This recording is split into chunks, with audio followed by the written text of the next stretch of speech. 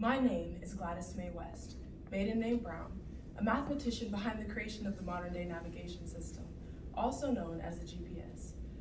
So many things have occurred over my lifetime. I never considered myself a hidden figure, but I remembered a quote from the poet Dr. Maya Angelou that has stuck with me to this day. The more you know of your history, the more liberated you are. My liberation was exhibited through hard work and innovation. Most of my peers growing up in rural Virginia only envisioned two options: either work on a farm harvesting crops or work at the tobacco processing plant. But thanks to my parents, Pa Nolan, Ma Macy Brown, my talent for learning, and a fervent need for success, I thought differently and much bigger. I never dreamed that my story would be a turning point in this nation's history, but I did have a dream. In the 1950s, the social culture towards Black people in the United States was marked by deeply entrenched racial segregation and systemic discrimination. Despite the end of World War II and the promise of greater equality, Black Americans faced pervasive racism in all aspects of life, including education, employment, and access to basic services. In response to the Brown versus Board of Education's decisions of 1954, the Southern Manifesto called for a massive resistance to public integration, but Dr. West had a resistance of her own. 1956 was a turning point in my career for sure. I had to call my Macy and tell her my good news. Can you believe it, Mom? I've been hired as a mathematician by the U.S. Naval Proving Ground. It's a weapons laboratory in Dahlgren, Virginia. And Ma, I'll be the 4th Black employee and only the 2nd female working there. And that's not it. I'll live in a dormitory on campus for only a small fee, so Pop won't have to worry about my safety during these segregated times. The bigger blessing will be that I'll be making twice as much as I did teaching math. I'll admit I'll miss my students, but I feel my journey's about to take a turn. I still can't believe it. Gladys Mae Brown, from tobacco farm girl to valedictorian, to earning a full scholarship to Virginia State University, 2 years I spent teaching math and returning for a master's degree in mathematics. A Black woman in the 50s was recruited by the United States government. So many questions. As Nolan Jr., my younger brother drove me to Dahlgren as my pod asked him to, I couldn't stop thinking and talking out loud. Would I be comfortable in this new place? How many Black employees would there be? Would they be coming from similar backgrounds? Segregated communities and unequal schools. Would I be able to do the work that they were asking me to do? How would my coworkers react to someone like me? Nolan Jr. almost flipped the lid off his hat. I was driving him crazy. Look, big sis, you are smart, you are kind, you are savvy. Don't concern yourself with all this work. You can always come on back home and work on the tobacco fields alongside me. I turned to him, lifted my glasses, and politely said, "No thanks, brother."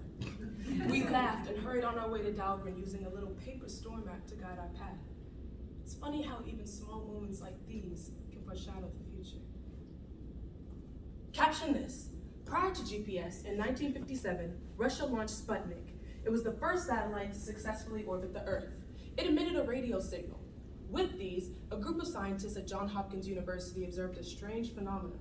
The radio signal frequency emitted by Sputnik increased as the satellite approached and decreased as it moved away. This Doppler effect allowed scientists to use radio signals to track the movement of satellites from the ground. For the first time in my life, I'm not only working, but living in a racially integrated environment. The military base was all about weapons, and our work was very secretive, top secret. John Walker was my supervisor, and he gave me the history about the base, including how it was named after Rear Admiral John A. Dahlgren and established on October 16, 1819. My supervisor actually spent time talking with me and explaining these things to me. It felt like I mattered. A whole new world was opening up to me.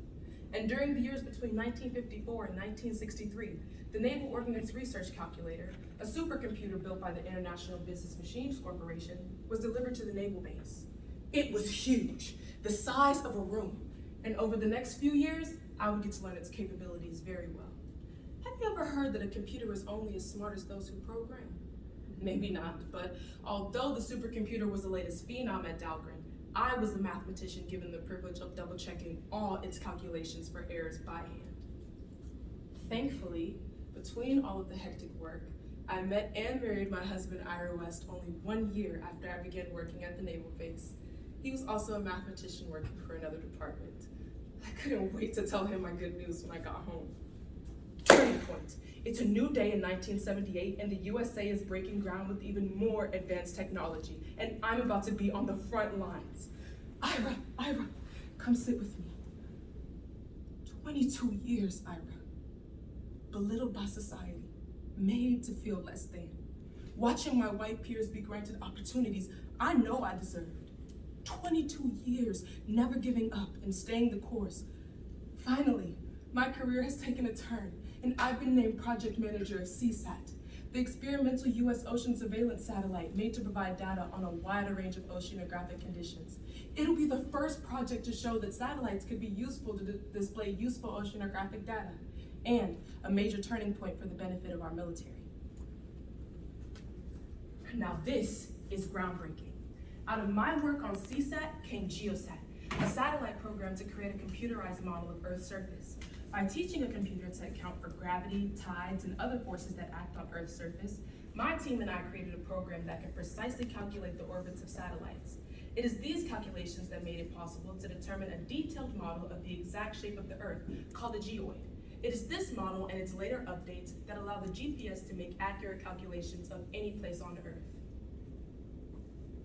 In 1983, President Ronald Reagan authorized the use of GPS by civilian commercial airlines to improve navigation and safety for air travel. His enablement became the first step toward authorized civilian usage.